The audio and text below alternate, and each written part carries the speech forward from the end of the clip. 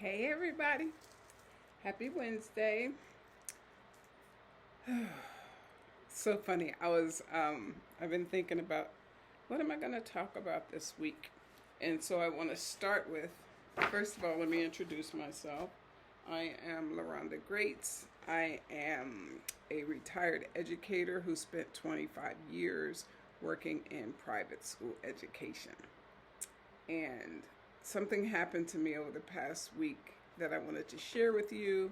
So I participated. One of my proudest moments as I of independent schools was making it to the level of assistant head of school. My title was assistant head for diversity, equity, and belonging, and I also completed what the National Association of Independent Schools calls their Fellowship for Aspiring Heads Institute. So I completed that in 2022, in March of 2022. And in honor of your completing it, you get a certificate and you get an ink pen. And so that's a big deal. The big deal is you get this pen, and so because though I've been moving a little bit, the school where I applied to go through the Aspiring Heads program, I was at, and then by the time I never got my pen and my certificate. So I was like, I know I moved, and da da da da da. Long story short, I got my certificate. I got my pen that show you that I completed the Fellowship for Aspiring Heads. I am as proud of these two things as I was when I finished my master's degree, because I just, coming from where I come from, inner city, Detroit, public school kid, my adult life has just been, it's just like grace on grace on grace, flowing, flowing, flowing. So grateful for where I am and to have completed this process. It demonstrates, I don't know how many of us are out here in this cohort as having completed the Aspiring Heads program, as a woman of a black woman over 50. I did it, and I needed my certificate. I needed my certificate to prove that I did it. So, again, welcome to my channel. LaRonda Greats here. I created this channel because I wanted to create a space for black women over 50 where I could just talk about some of the things that we go through, a place of support, and yeah, so here we are. I'm tired. I read an article. There was a doctor, a medical doctor, Nakia, I have my notes, Nakia Mortimer, killed herself.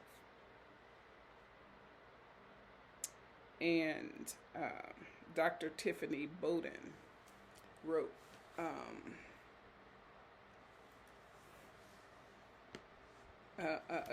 a LinkedIn post. I'm probably saying her last name wrong. Bowden, Bowden, Dr. Tiffany.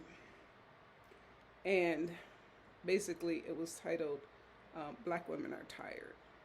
And it says, professional black women are exhausted. I would dare to say that black women in general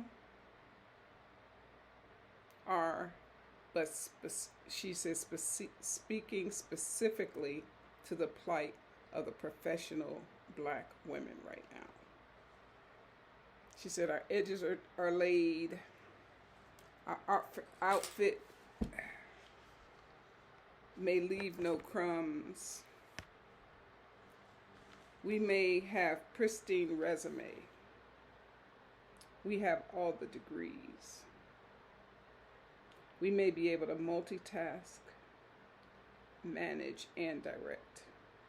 We may be a perfect fit for the job and exceed the needed qualifications.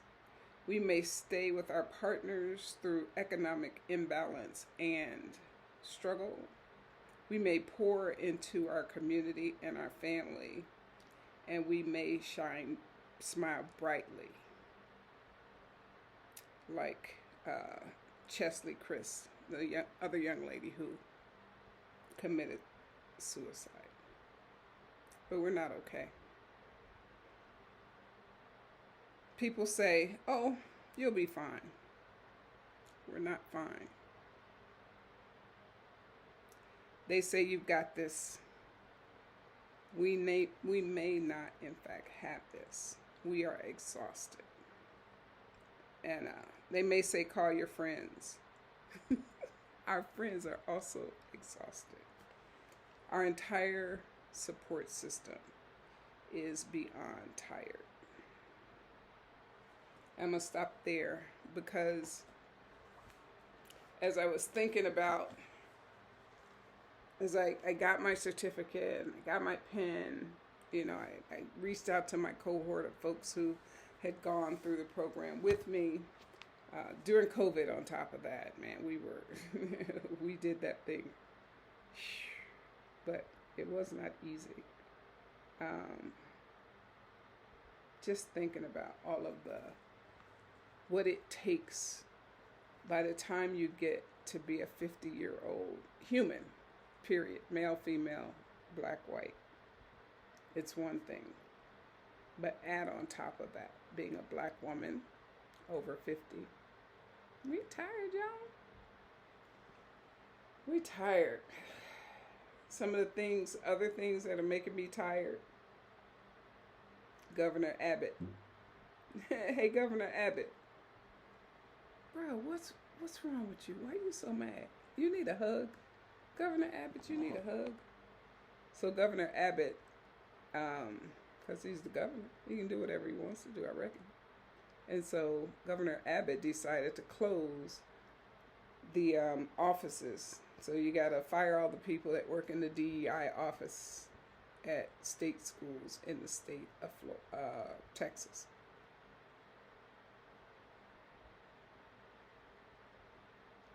I'm a DEI practitioner. So that's how I got up the ranks in independent schools. Attempting to support diversity, equity, and belonging. That get in where you fit in type of mentality. How do we get in? How did I get in to these senior administrator ranks?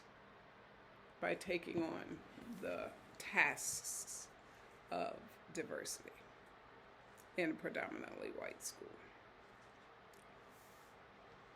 All right, so let's get to the good part. Okay, I pointed out the obvious. We're tired. And it's summertime, so for those educators who are still in it, bravo, congratulations for completing another school year, for doing what you've done for the children. Every time I see a young person, I think about you.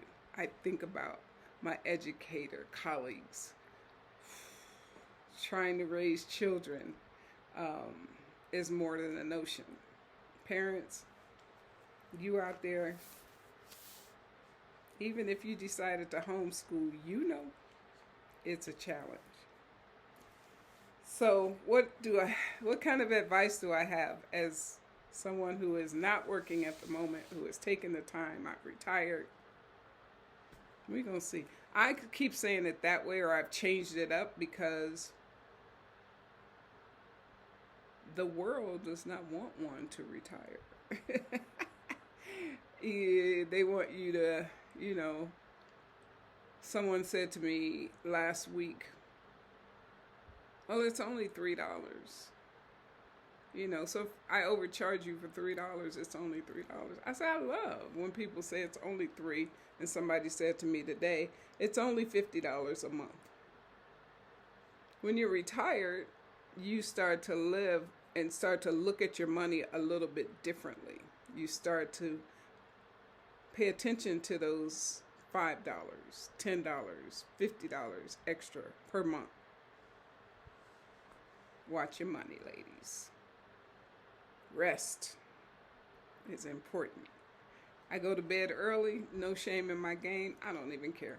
I don't care what anybody got to think about it. By 8:30, I've started to dial it down. Now, how do I go to concerts? Because that's on my list.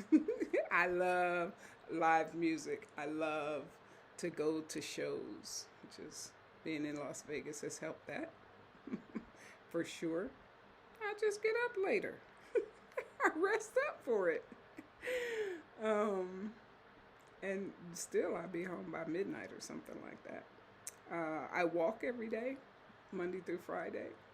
I'm real proud of that. So if I say it in every video, you got to hear it in every video because I'm proud of it.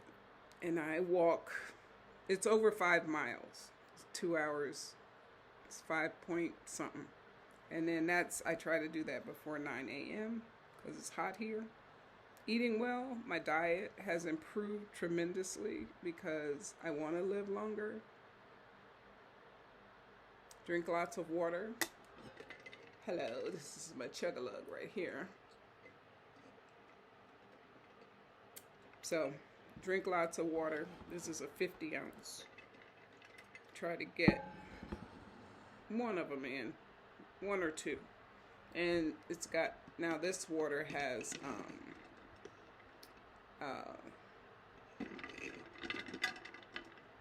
cucumbers, lemon, and ginger in it. They call it sassy water because I am a sassy. And staying positive, right? I want to stay positive. That's my jam. Someone hipped me to the term toxic positivity. I can't. Every day there's a new something to be concerned about. If you want to be, hopefully it's not offensive to people that I am. More times than not, I'm going to look for the positive and not focus on the negative. I'm even limit my exposure to negativity. I'm not gossiping about anything. Life and death is in the power of the tongue is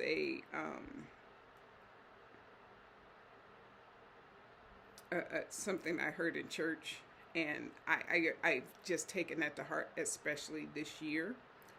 I'm gonna set my boundaries. Okay, not meaning to hurt anybody along the way, just trying to preserve my own peace. Right. So that's what I got for this week.